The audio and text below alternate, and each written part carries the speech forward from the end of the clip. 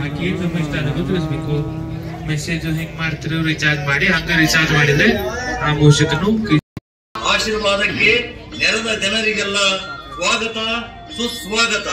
ಇಂದು ಮಹಾ ತಪಸ್ವಿನಿ ಶಬರಿ ಮಾತೆಯ ಸನ್ನಿವೇಶ ನೋಡಿ ಆನಂದಿಸಿ.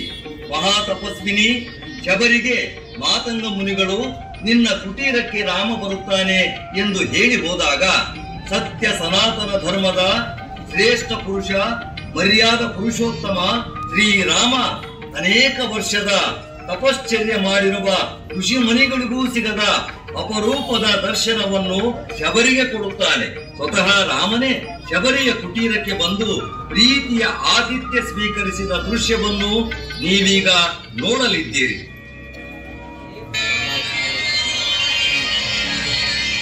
ರಾಮ ರಾಮ ರಾಮ ರಾಮ ರಾಮ.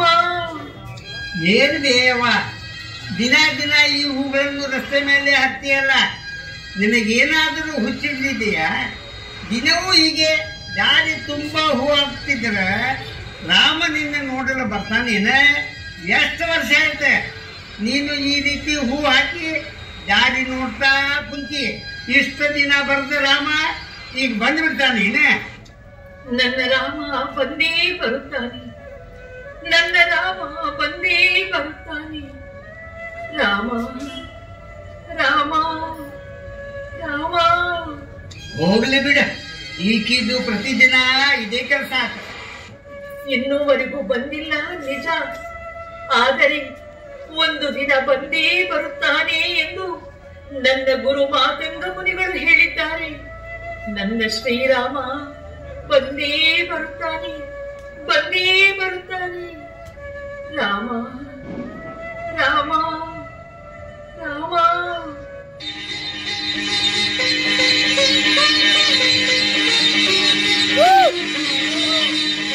ಶಬರಿ, ಇದೋ ನಿನ್ನ ರಾಮ ಬಂದಿದ್ದೇನೆ. ರಾಮ ರಾಮ, ನೀನು ಬಂದು ಬಿಟ್ಟಿಯಾ? ನನ್ನ ಗುರುಗಳು ಹೇಳಿದ್ದರು ನೀನು ಬಂದೇ ಬರುತ್ತೀ ಎಂದು.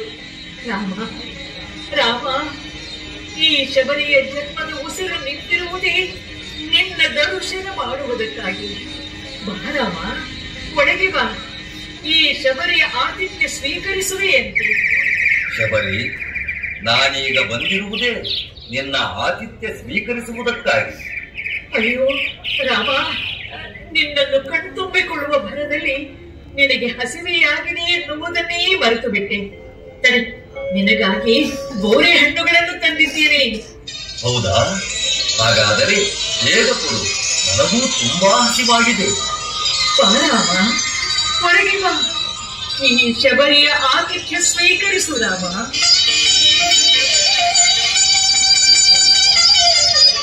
ತೆಗೆದುಕೋ ರಾಮ ಈ ಬೋರೆ ಹಣ್ಣುಗಳನ್ನು. ಇರು ರಾಮ. ಅಯ್ಯೋ, ಇದು ಹುಳಿಯಾಗಿದೆ, ಇದನ್ನು ನೀನು ತಿನ್ನುವುದು ಬೇಡ. ಹಾ, ಈ ಸಿಹಿಯಾಗಿರುವ ಹಣ್ಣನ್ನು ನಿನಗೆ ನೀಡುತ್ತಿದ್ದೇನೆ, ತೆಗೆದುಕೋ, ಈ ಹಣ್ಣನ್ನು ತಿನ್ನು.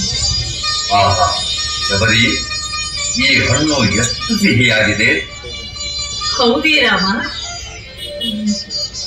ತೆಗೆದುಕೋ ರಾಮ, ಇದೂ ಸಿಹಿಯಾಗಿದೆ, ತಿನ್ನು. ನಿನ್ನ ಆತಿಥ್ಯ ನನಗೆ ಅತೀವ ಸಂತಸ ತಂದಿದೆ. ಅದರಲ್ಲೂ ನೀನು ಕಚ್ಚಿ ತಿಂದ ಹಣ್ಣುಗಳು ತುಂಬಾ ಸಿಹಿಯಾಗಿವೆ. ನಿನ್ನ ಆತಿಥ್ಯದಿಂದ ನಾನು ಪ್ರಸನ್ನನಾದೆ ಶಬರಿ. ರಾಮ, ನಿನ್ನ ದರ್ಶನವಾದ ಮೇಲೆಯೇ ತನಗೆ ಮೋಕ್ಷ ಪ್ರಾಪ್ತಿ ಎಂದು ನನ್ನ ಗುರು ಮಾತಂಗ ಮುನಿಗಳು ಹೇಳಿರುವರು. ದಯಮಾಡಿ ಈ ಮುದಿ ಜೀವಕ್ಕೆ ಮೋಕ್ಷ ಕರುಣಿಸುತ್ತಂತೆ.